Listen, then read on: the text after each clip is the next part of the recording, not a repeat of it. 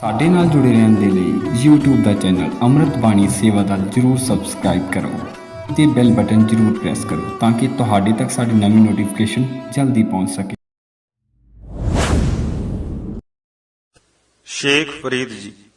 शेख फरीद जी का पूरा नाम शेख फरीदुद्दीन मसूद गांजे शकर सी, पर प्रचलित नाम शेख फरीद शकरगंज होया। पिता जी का नाम शेख जलालुद्दीन सुलेमान, माता जी मरियम। जन्म स्थान जिला मुल्तान दे चवाली मशायक खेत्र विच खेतवाल विच होया। 1173 ईस्वी के नेड़े इन्हां दा जन्म मन्निया जाता है। ख्वाजा बख्तियार काकी पासों इन्हां ने दीखिया लई 1266 ईस्वी विच आप जी परलोक प्याना कर गए। आप जी दे प्रसिद्ध स्थान पाकपटन, चावली मशायखा, पिंड कबूला पास लटक के तप करन वाला खूह इतादक हन। श्री गुरु ग्रंथ साहिब जी विच दर्ज बाणी विच राग सूही, राग आसा विच 2-2 शब्द, इस तो इलावा 130 श्लोक, जिन्हां विच 18 श्लोक गुरु साहिब जी ने टिप्पणी सहित बाबा फरीद जी के नाम से उचारे हैं। शेख फरीद जी सूफी मत के अणियाले हीरे होए हैं। सूफी उस फकीर नूं आख्या जाता है जिहड़ा पाक पवित्र जीवन बतीत करे। कंबली जां उन दी खफणी भाव फकीरां दा पहरावा जिहड़ा खफण दी शक्ल विच हुंदा है वो रखदा होवे। इन्हां दा वड्डा प्रचारक बहाउद्दीन शाह 13वीं सदी विच होया, पर यह मत बहुत देर पहलां दा प्रचलित सी। सूफी मत 4 शाखावां विच मन्निया गया है: शरीयत, तरीकत, मारफत, हकीकत। खुदा दे नाम विच लीन रहना, खुदा नूं सर्व व्यापक मनना, यह सूफियां दा अकीदा है। खुदा दी रजा विच राजी रहिंदे ने। विशेष फकीर मंसूर, जिसनों खलीफा मुक्तदर ने मुलाणियां दे फतवी नाल सूली चाढ़िया, वह भी इसे मत विचों होया। खलीफा उमर दी वंश विच साईं मियां मीर जी प्रसिद्ध सूफी फकीर होए हैं। गुरु अर्जन देव पातशाह जी ने साईं मियां मीर जी दे हत्थों हरमंदर साहिब दी नींह भी रखवाई सी। शमस तबरेज दी अलाउद्दीन महमूद ने खल उतरवाई सी, वह भी सूफी मत दा ही एक हीरा सी।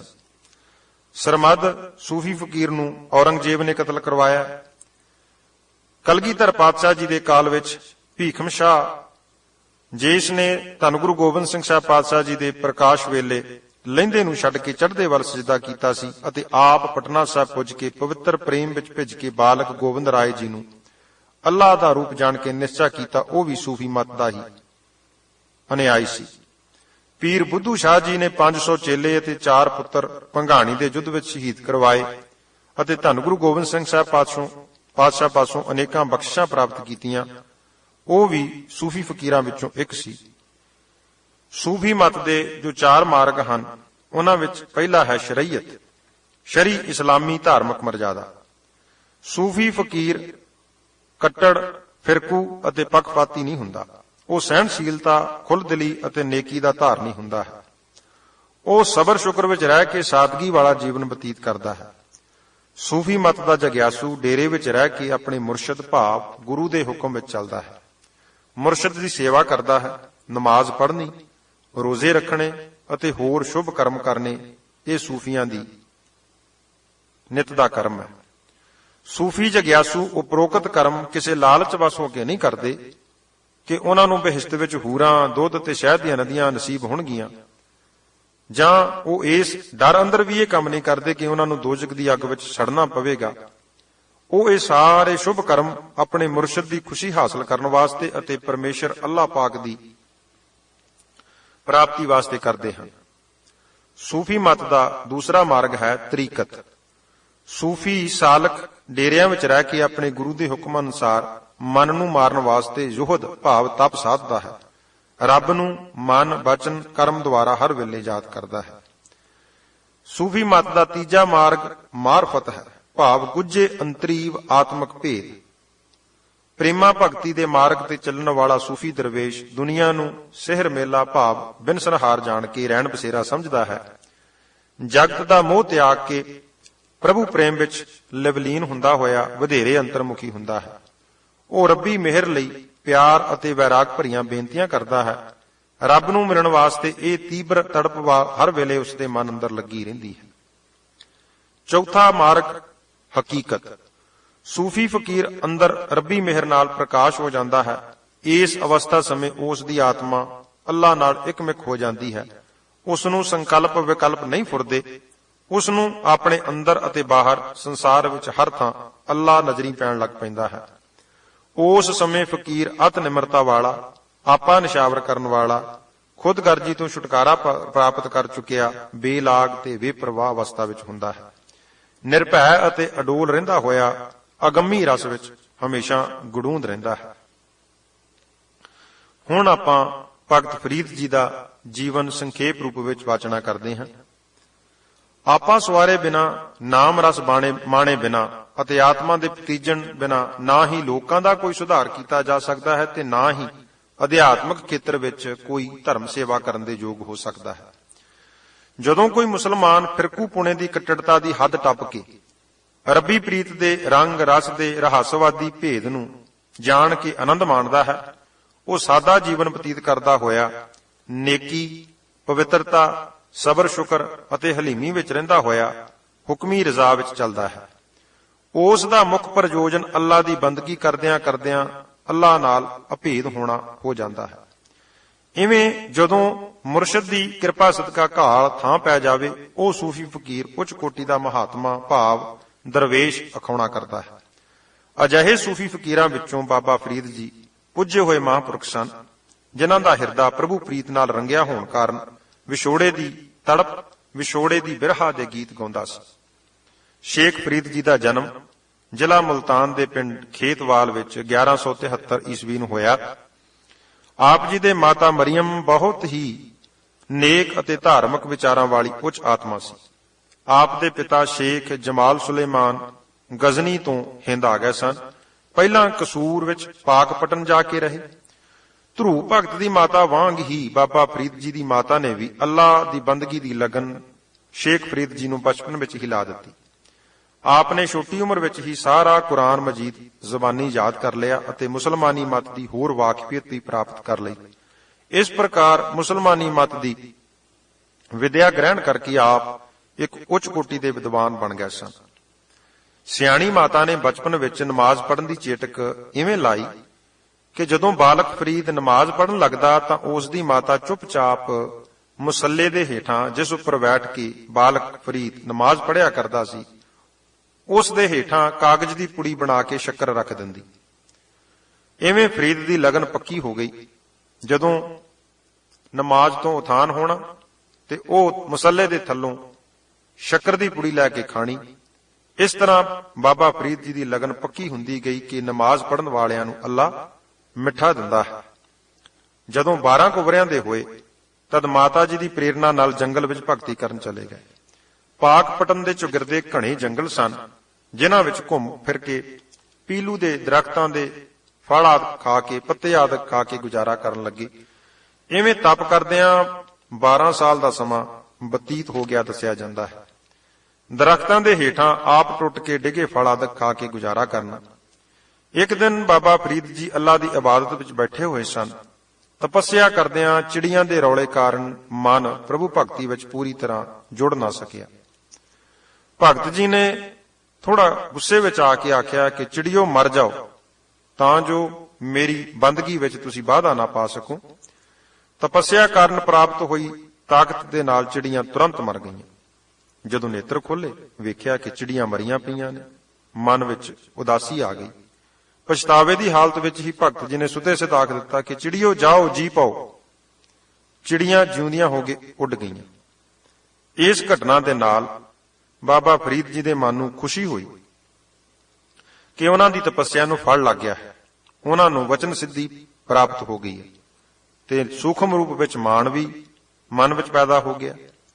ਪਰ ਅੱਲਾ ਨੂੰ ਇਹ ਭਾਉਂਦਾ ਨਹੀਂ ਕਿ ਉਸ ਦਾ ਪਿਆਰਾ ਭਗਤ ਹੰਕਾਰ ਰੂਪੀ ਰੁਕਾਵਟ ਦਾ ਸ਼ਿਕਾਰ ਹੋ ਜਾਵੇ ਅਤੇ ਪ੍ਰੇਮਾ ਭਗਤੀ ਦੀ ਮੰਜ਼ਿਲ ਤੋਂ ਡਿੱਗ ਪਵੇ।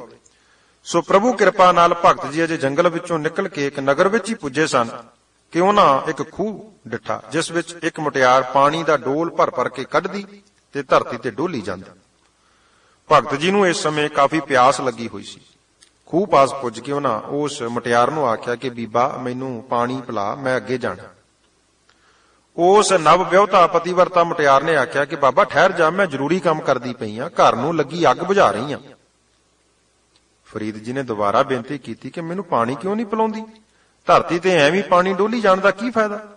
ਮੁਟਿਆਰ ਨੇ ਉੱਤਰ ਵਿੱਚ ਆਖਿਆ ਕਿ ਬਾਬਾ ਦੱਸਿਆ ਹੈ ਨਾ, ਮੈਂ ਘਰ ਨੂੰ ਲੱਗੀ ਅੱਗ ਬੁਝਾ ਰਹੀ ਆ, ਥੋੜਾ ਸਬਰ ਕਰ। ਇਹ ਕੋਈ ਜੰਗਲ ਦੀਆਂ ਚਿੜੀਆਂ ਨਹੀਂ ਜਿਨ੍ਹਾਂ ਨੂੰ ਮਰ ਜਾਓ ਤੇ ਜੀ ਪਾਓ ਆਖ ਕੇ ਤਪ ਦਾ ਬਲ ਪ੍ਰਗਟ ਕਰੇਂਗੇ। ਉਸ ਮੁਟਿਆਰ ਦੀ ਅੰਤਰਜਾਮਤਾ ਵਾਲੀ ਗੱਲ ਸੁਣਦਿਆਂ ਸਾਰ ਬਾਬਾ ਫਰੀਦ ਜੀ ਇੱਕਦਮ ਅਚਰਜ ਹੋ ਗਏ। ਉਹ ਵਿਚਾਰਨ ਲੱਗੇ ਕਿ ਮੈਂ ਕਈ ਵਰੇ ਤਪ ਕਰਕੇ ਇਨੀ ਕੋ ਤਾਕਤ ਪ੍ਰਾਪਤ ਕੀਤੀ ਹੈ, ਪਰ ਇਸ ਨੇ ਤਾਕਤ ਕਿਵੇਂ ਪ੍ਰਾਪਤ ਕਰ ਲਈ ਜੋ ਮੇਰੇ ਮਨ ਦੀ ਗੱਲ ਜਾਂ ਮੇਰੀ ਜੀਵਨ ਦੀ ਬੀਤੀ ਗੱਲ ਇਸ ਨੂੰ ਇੱਕਦਮ ਸਪਸ਼ਟ ਰੂਪ ਵਿੱਚ ਸਾਹਮਣੇ ਆ ਗਈ। ਫਰੀਦ ਜੀ ਉਤਾਵਲੇ ਹੋਏ ਕਿ ਕਦੋਂ ਮੁਟਿਆਰ ਧਰਤੀ ਤੇ ਪਾਣੀ ਡੋਲਣੋਂ ਹਟੇ ਤੇ ਕਦੋਂ ਉਸ ਨੂੰ ਇਸ ਤਾਕਤ ਪ੍ਰਾਪਤ ਕਰਨ ਦਾ ਸਾਧਨ ਪੁੱਛਣ। ਚੁੱਪਚਾਪ ਖੜੇ ਰਹੇ। ਜਦੋਂ ਮੁਟਿਆਰ ਨੇ ਪਾਣੀ ਧਰਤੀ ਤੇ ਡੋਲਣਾ ਬੰਦ ਕੀਤਾ ਤਾਂ ਭਗਤ ਜੀ ਨੇ ਆਖਿਆ ਕਿ ਮੈਂ ਹੁਣ ਜਲ ਛਕ ਸਕਦਾ। ਮੁਟਿਆਰ ਨੇ ਆਖਿਆ ਆਓ ਬਾਬਾ ਜੀ ਜਲ ਛਕੋ। ਬਾਬਾ ਜੀ ਨੇ ਜਲ ਛਕਿਆ। ਨਿਮਰਤਾ ਪੂਰਵਕ ਬੇਨਤੀ ਕੀਤੀ ਕਿ ਬੱਚਾ ਇਹ ਤਾਕਤ ਤੈਨੂੰ ਕਿੱਥੋਂ ਪ੍ਰਾਪਤ ਹੋਈ। ਉਸ ਮੁਟਿਆਰ ਨੇ ਸਪਸ਼ਟ ਆਖਿਆ ਕਿ ਬਾਬਾ ਜੀ ਮੇਰੇ ਪਤੀ ਪ੍ਰਭੂ ਭਗਤ ਨੇ, ਮੈਨੂੰ ਇਹ ਤਾਕਤ ਪਤੀਵਰਤਾ ਧਰਮ ਵਿੱਚੋਂ ਹੀ ਪ੍ਰਾਪਤ ਹੋ ਗਈ। ਮੈਂ ਆਪਣੇ ਪਤੀ ਦੀ ਵਫਾਦਾਰ ਰਹਿ ਕੇ ਸੇਵਾ ਕੀਤੀ, ਜਿਸ ਕਾਰਨ ਉਹ ਤੁਰਠ ਗਏ ਅਤੇ ਮੈਨੂੰ ਪ੍ਰਭੂ ਕਿਰਪਾ ਨਾਲ ਅੰਤਰਜਾਮਤਾ ਦੀ ਦਾਤ ਮਿਲ ਗਈ। ਮੈਂ ਕੋਈ ਤਾਪ ਨਹੀਂ ਸਾਧੇ। ਤੁਹਾਨੂੰ ਇਸ ਵਾਸਤੇ ਬੇਨਤੀ ਕੀਤੀ ਕਿ ਮਾਮੂਲੀ ਜੀ ਗੱਲ ਤੇ ਕਰਾਮਾਤ ਨਹੀਂ ਵਿਖਾਉਣੀ ਚਾਹੀਦੀ। ਰੱਬੀ ਤਾਕਤ ਗਰੀਬਾਂ ਅਤੇ ਆਜਜ਼ਾਂ ਨੂੰ ਦੁੱਖ ਦੇਣ ਲਈ ਨਹੀਂ, ਸਗੋਂ ਸੰਭਾਲ ਕੇ ਸ਼ੁਭ ਕੰਮ ਲਈ ਵਰਤਣੀ ਚਾਹੀਦੀ ਹੈ। ਰੱਬੀ ਰਜ਼ਾ ਵਿੱਚ ਰਾਜ਼ੀ ਰਹਿਣਾ ਚਾਹੀਦਾ। ਇਹ ਬਚਨ ਸੁਣ ਕੇ ਬਾਬਾ ਫਰੀਦ ਜੀ ਦੇ ਅੰਦਰੋਂ ਮਾਣ ਰੂਪੀ ਮੈਲ, ਹੰਕਾਰ ਰੂਪੀ ਮੈਲ ਬਿਲਕੁਲ ਉਤਰ ਗਏ। ਮਨ ਸ਼ੁੱਧ ਹੋ ਗਿਆ। ਆਪ ਮੁੜ ਪ੍ਰਭੂ ਪ੍ਰੀਤ ਦੇ ਰੰਗ ਵਿੱਚ ਮਸਤ ਹੋ ਗਏ ਅਤੇ ਖਵਾਜਾ ਕੁਤਬਦੀਨ ਬਖਤਿਆਰ ਕਾਕੀ ਨੂੰ ਆਪਣਾ ਮੁਰਸ਼ਿਦ ਧਾਰਨ ਕਰ ਲਿਆ। ਗੁਰੂ ਦੀਖਿਆ ਪ੍ਰਾਪਤ ਕਰਨ ਉਪਰੰਤ ਬਹੁਤ ਪ੍ਰੇਮ ਨਾਲ ਆਪਣੇ ਮੁਰਸ਼ਿਦ ਦੀ ਸੇਵਾ ਕੀਤੀ। ਆਪਣੇ ਮੁਰਸ਼ਿਦ ਨੂੰ ਅੰਮ੍ਰਿਤ ਵੇਲੇ ਗਰਮ ਪਾਣੀ ਨਾਲ ਇਸ਼ਨਾਨ ਕਰਵਾਉਣਾ, ਡੇਰੇ ਵਿੱਚ ਅੱਗ ਦਾ ਪ੍ਰਬੰਧ ਕਰਨਾ, ਇਹ ਬਾਬਾ ਫਰੀਦ ਜੀ ਨੇ ਆਪਣੇ ਜ਼ਿੰਮੇ ਲੈ ਲਿਆ।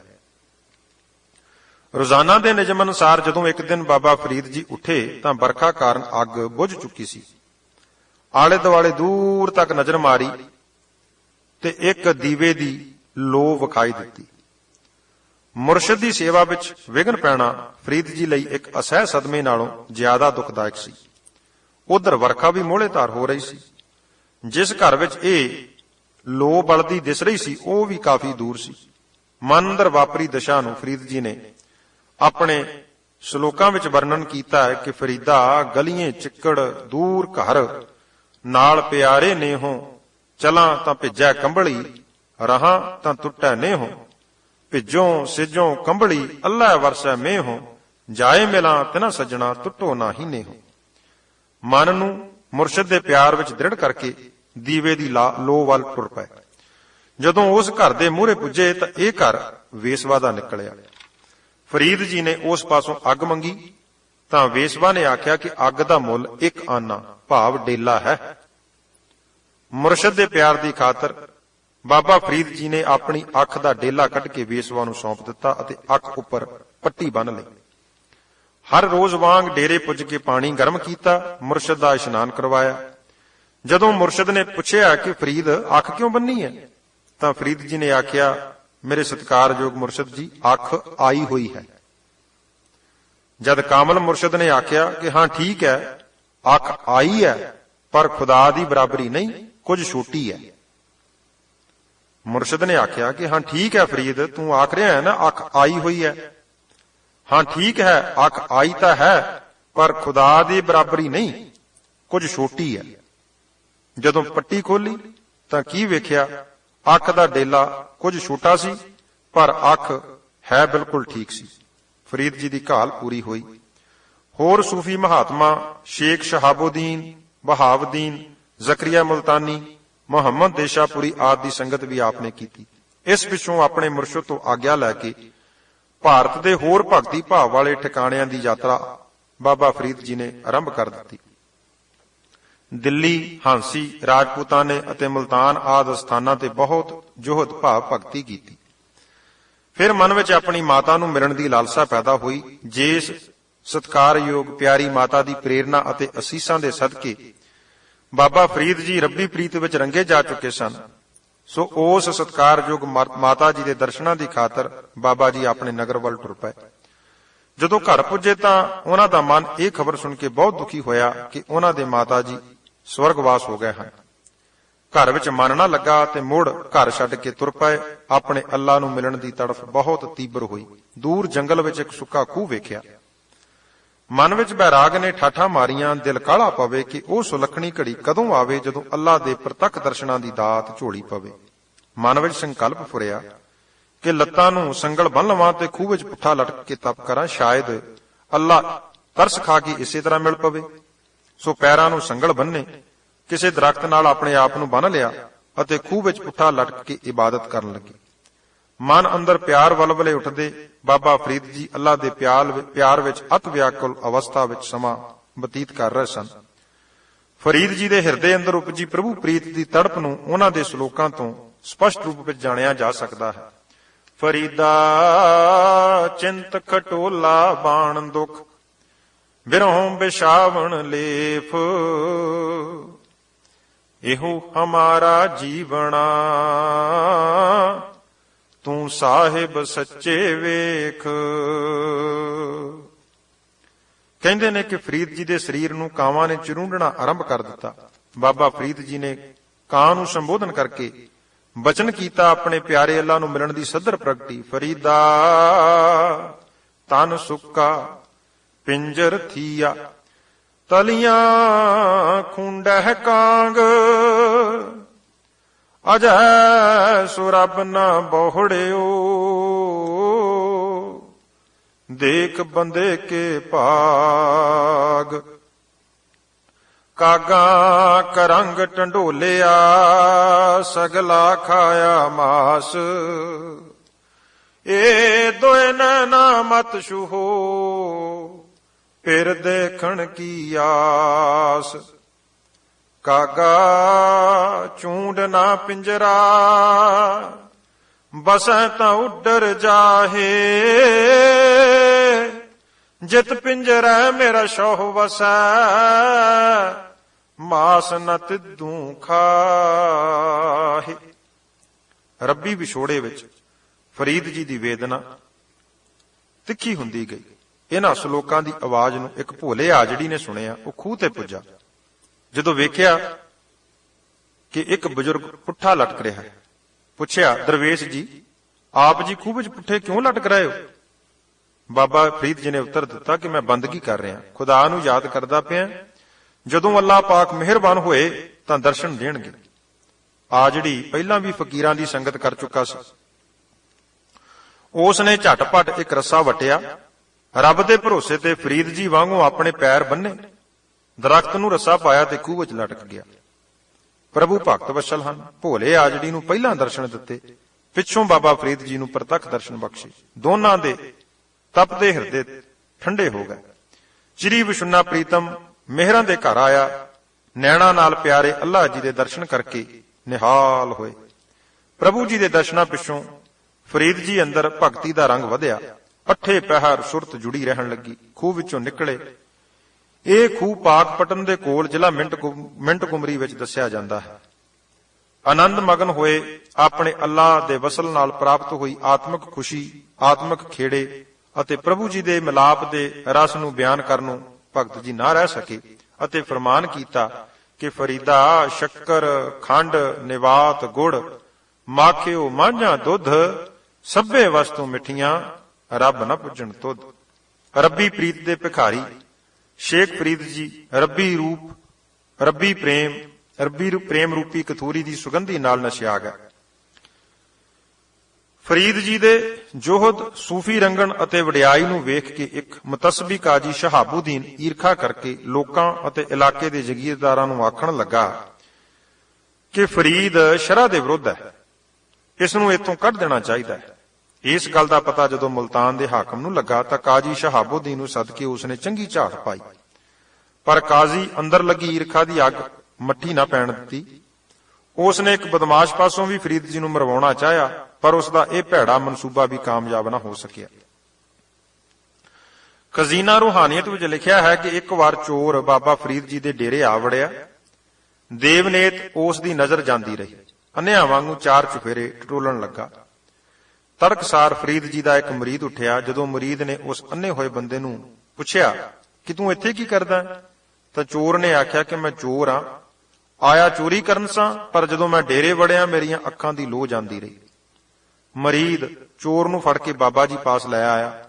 ਬਾਬਾ ਫਰੀਦ ਜੀ ਨੇ ਚੋਰ ਦੀ ਨਿਗਾਹ ਠੀਕ ਹੋ ਜਾਣ ਵਾਸਤੇ ਅੱਲਾਹ ਪਾਸ ਬੇਨਤੀ ਕੀਤੀ। ਚੋਰ ਦੀ ਨਿਗਾਹ ਠੀਕ ਹੋ ਗਈ। ਉਹ ਚੋਰ ਵੀ ਫਰੀਦ ਜੀ ਦਾ ਮੁਰੀਦ ਬਣਿਆ। ਅੰਤ ਪਾਕਪਟਨ ਵਿੱਚ 93 ਵਰ੍ਹਿਆਂ ਦੀ ਉਮਰ ਵਿੱਚ 1266 ਈਸਵੀ ਨੂੰ ਬਾਬਾ ਸ਼ੇਖ ਫਰੀਦ ਜੀ ਸਰੀਰ ਤਿਆਗ ਕੇ ਅੱਲਾਹ ਤਾਲਾ ਦੀ ਦਰਗਾਹ ਵਿੱਚ ਪੁੱਜੇ। ਗੁਰੂ ਅਰਜਨ ਦੇਵ ਪਾਤਸ਼ਾਹ ਜੀ ਨੇ ਬਾਬਾ ਫਰੀਦ ਜੀ ਦੀ ਬਾਣੀ ਨੂੰ ਗੁਰੂ ਗ੍ਰੰਥ ਸਾਹਿਬ ਜੀ ਵਿੱਚ ਦਰਜ ਕੀਤਾ ਅਤੇ ਕੁਝ ਸ਼ਲੋਕਾਂ ਵਿਚਲੀਆਂ ਪੰਕਤੀਆਂ ਦੀ ਟਿੱਪਣੀ ਕਰਕੇ ਉਹਨਾਂ ਨੂੰ ਹੋਰ ਸਪਸ਼ਟਤਾ ਨਾਲ ਖੋਲ੍ਹਿਆ, ਤਾਂ ਜੋ ਪ੍ਰੇਮੀ ਪੁਰਖ ਸ਼ਲੋਕਾਂ ਦੇ ਸਹੀ ਅਰਥਾਂ ਨੂੰ ਸਮਝ ਕੇ ਸਹੀ ਮਾਰਗ ਤੇ ਟੁਰ ਸਕਣ। ਹੇ ਮੇਰੀ ਆਤਮਾ, ਵੇਖ ਬਾਬਾ ਫਰੀਦ ਜੀ ਨੇ ਆਪਣੇ ਮੁਰਸ਼ਿਦ ਦੀ ਕਿਵੇਂ ਸੇਵਾ ਕੀਤੀ ਅਤੇ ਅੱਲਾਹ ਦੇ ਪ੍ਰੇਮ ਵਿੱਚ ਕਿੰਨੇ ਦੁੱਖ ਝੱਲੇ, ਪਰ ਆਪਣਾ ਦ੍ਰਿੜ ਨਿਸ਼ਚਾ ਨਾ ਤਿਆਗਿਆ। ਅੰਤ ਪ੍ਰਭੂ ਜੀ ਨੇ ਪ੍ਰਸੰਨ ਹੋ ਕੇ ਪ੍ਰੇਮਾ ਭਗਤੀ ਵਿੱਚ ਮਗਨ ਹੋਏ ਬਾਬਾ ਫਰੀਦ ਜੀ ਨੂੰ ਆਪਣਾ ਵਸਲ ਬਖਸ਼ਿਆ, ਪ੍ਰਤੱਖ ਦਰਸ਼ਨ ਬਖਸ਼ਿਸ਼ ਕਰਕੇ ਨਿਹਾਲ ਕੀਤਾ। ਤੂੰ ਵੀ ਬਾਬਾ ਫਰੀਦ ਜੀ ਦੀ ਪਵਿੱਤਰ ਸਾਖੀ ਸੁਣੀ ਹੈ, ਸੋ ਇਸ ਲਈ ਦ੍ਰਿੜ ਨਿਸ਼ਚੇ ਨਾਲ ਅਕਾਲ ਪੁਰਖ ਜੀ ਦੇ ਮਾਰਗ ਦਾ ਪਾਂਧੀ ਬਣ। ਵਾਹਿਗੁਰੂ ਗੁਰਮੰਤਰ ਜਾਪ ਕਰ ਅਤੇ ਸਿਮਰਨ ਭਜਨ ਕਰਕੇ ਆਪਣਾ ਜੀਵਨ ਸਫਲਾ ਕਰ ਲੈ।